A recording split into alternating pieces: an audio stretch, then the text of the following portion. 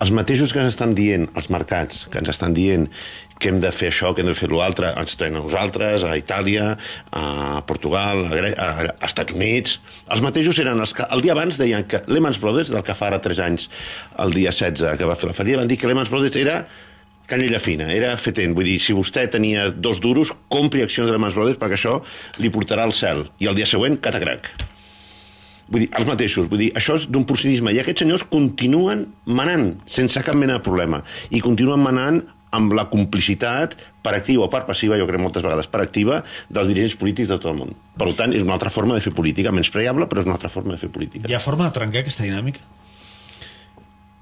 Primer, el que caldria és que alguns polítics, que jo sé que de tots els colors, que no estan conformes amb això, tinguessin el valor, la força, l'empenta per tirar això endavant. Per exemple, crear realment a nivell europeu una governança nova i a nivell mundial una governança nova.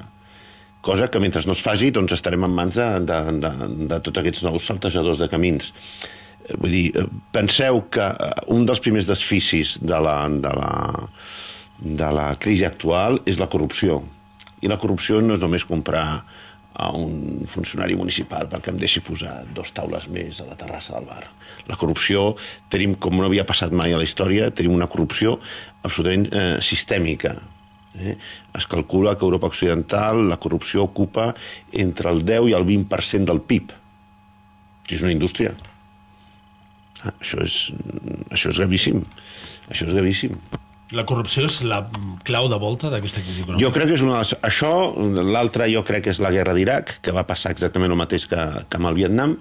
Els que som una mica més ens recordem la crisi econòmica que va portar la guerra del Vietnam, una crisi econòmica brutal. Però clar, la guerra fa rics a uns quants, però pobres a molts, i destrossa la vida de les persones que pateixen amb la seva pròpia carn la guerra, no? I després l'altre jo crec que ha sigut una forma de fer política convertint la ideologia en autèntica màgia. Si no, no s'explica per què els que ara estan manant deien no, s'ha de regular, s'han de treure totes les barreres normatives i lliure mercat. Això és pura màgia.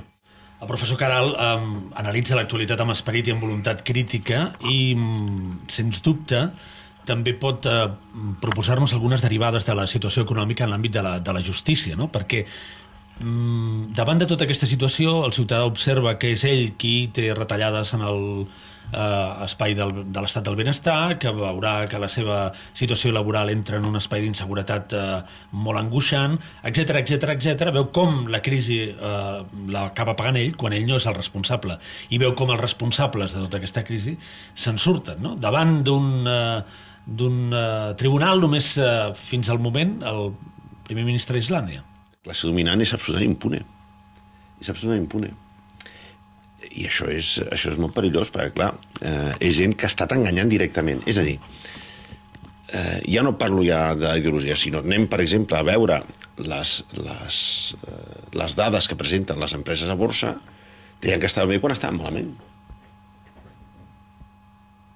I la documentació que portaven algunes d'aquestes grans empreses a les respectives borses, doncs no eren veritat. No eren veritat. Llavors a la gent se l'ha convidat a invertir, s'han fet inversions absurdes, públiques i privades.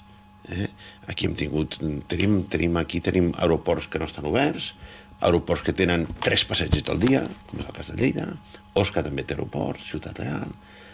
Coses d'aquest estil que dius, bueno, on anem? Però algú s'ha fet ric amb això, perquè algú ha construït l'aeroport, per exemple.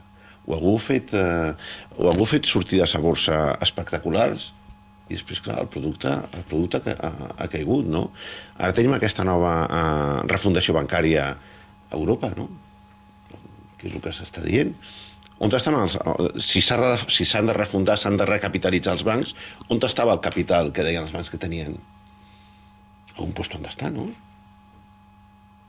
I davant d'això no hi ha resposta judicial.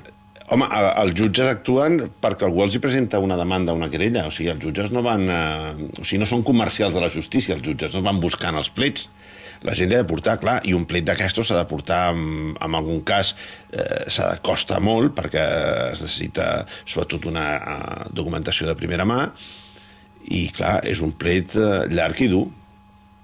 Per tant, difícilment ens en sortirem a curt termini, com seguim així, no?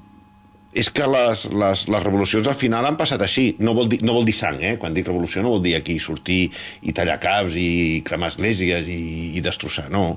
Per totes les revolucions, o sigui, aquí ha de venir un tall fort, important, una regeneració, s'han de fer les coses bé. Una cosa, per exemple, que vosaltres ho dieu als vostres informatius. El servei escolar, el servei de mèdic tal, es tanca perquè no hi ha diners. Bé, surt el polític de torn, diu, no estem retallant l'estat de benestar. Però vostè què m'està dient? Em pren per idiota. Una altra cosa és que hi haguessin serveis luxosos, cosa que jo no crec. Podríem veure com s'ha gestionat com s'ha gestionat o com s'ha administrat. Però el que tu no pots dir és que estàs retallant, que dones menys hores, que tancaràs quiròfans i que no estàs retallant l'estat de benestar. Com està afectant, professor Queralt, la crisi a la justícia? Entenem que la justícia ens dona garantia, confiança en el sistema, no? Però hi ha aquesta imatge també dels desnonaments amb el secretari judicial, el col·lapse de tantes economies familiars que acaben arribant als jutjats, molta crisi de vida quotidiana acaba passant. Clar, perquè la justícia està per resoldre els conflictes. El que passa és que, clar, està per resoldre els conflictes, diguem-ne, ordinaris. Clar, estem en una situació extraordinària. Llavors, clar, el que no podem demanar a la justícia el que no pot fer. És com dir-li al metge del cap que ell gestioni una epidèmia. No té mitjans ni està pensat. El CAP no està per gestionar una epidèmia. Un CAP està pensat per l'assistència puntual quotidiana del nen que s'ha fet aquí una petita escletxa. Ara nosaltres continuem una estructura de justícia, que és justícia de CAP, per entendre's, de tots els dies, i li posem allà aquesta avalanxa de casos, clar, que no... Clar, tu pots desnonar, falta de pagament, lògicament. Un està en un puesto, tots els contractes, s'ha de pagar el que es rep.